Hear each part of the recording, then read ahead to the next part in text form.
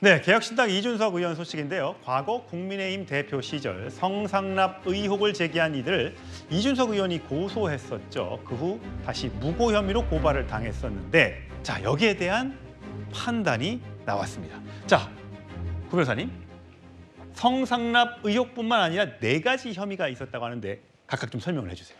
이게 가세연에서 처음 의혹을 제기했던 내용인데 이준석 의원이 당시 김성진 아이카이스트 대표로부터 성상납을 받았다. 그러니까 이게 성매매 처벌법 위반이다. 2013년. 그렇죠. 그 주장이 하나 나왔고 또 박근혜 대통령과의 친분을 얘기하니 나에게 대통령실에나 박근혜 대통령과의 만남을 주선해달라. 이런 식으로 이제 좀 호가호위를 하는 면이 있었다. 이게 알선수재 혐의. 예. 그리고 이제 그거에 대해서 의혹이 터져 나오니까 김철근 비서실장을 보내가지고 7억에 대한 각서를 써주고서 이 내용을 묻으려고 했다. 이게 이제 증거인멸 교사. 예. 그리고 또 이거에 대해서 허위 사실을 공표해서 내 명예를 훼손했다라면서 가세현 쪽을 고소를 했어요. 이제 이게 무고다라고 해서 다시 또 역으로 고소를 당했거든요. 예.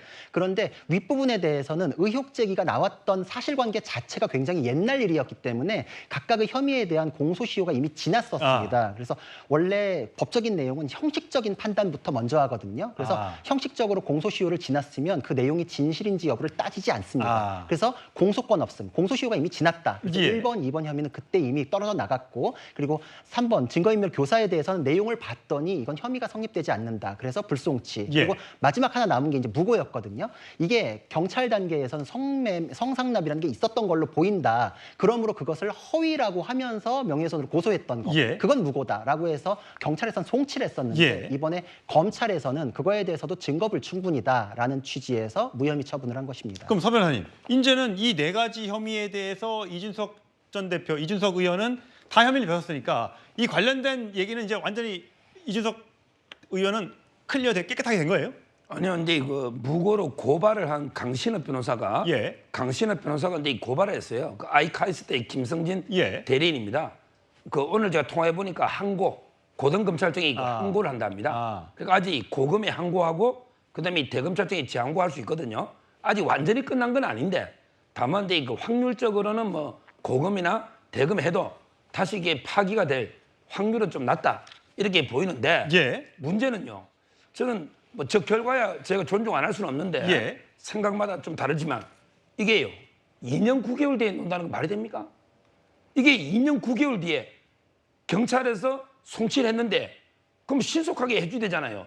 그 집권당이 대표까지 하고 의원인데 이걸 이원석 총장이 저는 끌었다 봐요.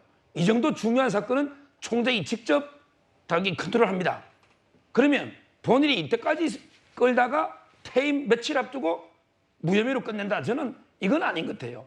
최대한 이게 왔으면 3, 4개월 내에 결론을 내렸어야죠. 그때 무혐의 해주든지 기소하든지 저는 2년 9개월 이럴 때 쓰는 말이 지체된 정의는 정의가 아니다. 딱 이럴 때 쓰는 말이에요. 예. 사실 이준석 의원이 이 성상납 의혹 등으로 국회의원으로서 이제 국민의힘 대표에서 이제 징계를 받아서 문제가 됐었지만 사실 이것뿐만이 아니라 윤리위에 회부됐고 여러 가지 징계를 추가로 받았던 것들은 이 발언이 문제가 됐었던 것 같습니다. 들어보시죠.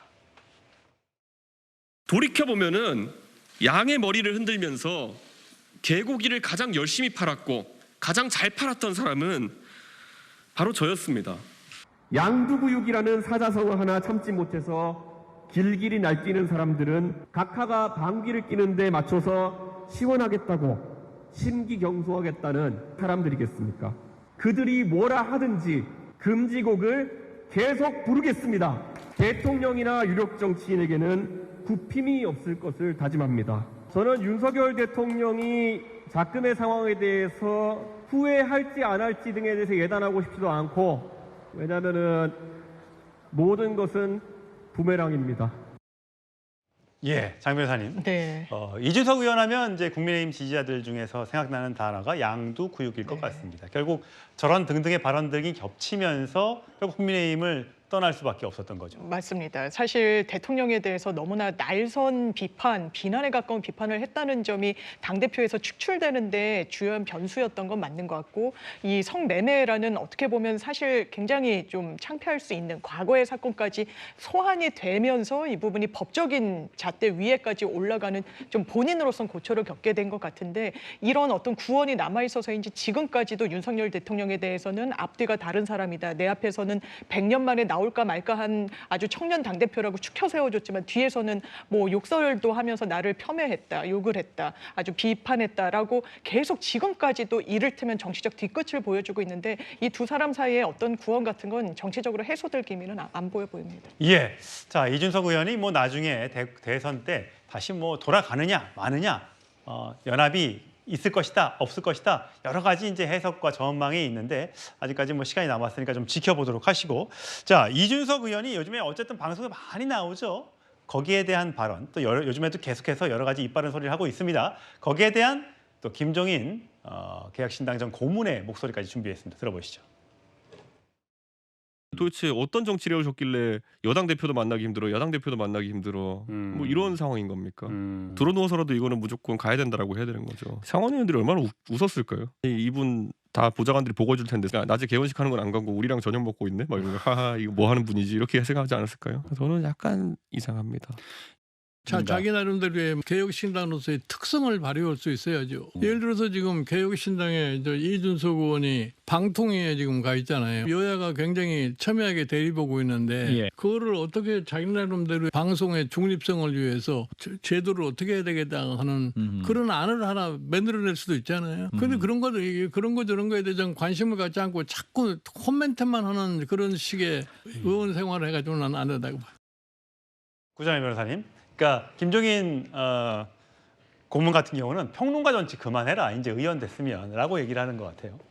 그렇죠. 제가 사실 느끼기에도 이준석 의원은 한동훈 대표 비판할 때만 언론에서 접하거든요. 그래서 급격히 선거 이후에 노출이나 관심도가 떨어졌다라고 느끼고 있었는데 그게 저만의 생각이 아니라 댓글이나 인터넷 여론도 마찬가지더라고요. 근데 아마 본인도 고민은 있을 겁니다.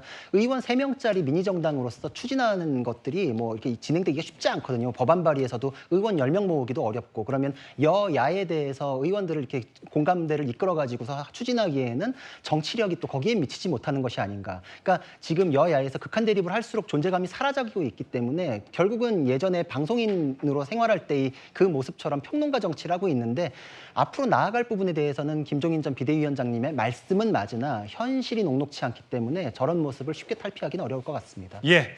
자, 이준석 의원의 여러 가지 이제 무혐의 네 건의 혐의가 있었는데 전부 다 불송치 또는 무혐의 결론이 났다는 얘기를 전해드리면서 저희는 다음 주로 가보겠습니다.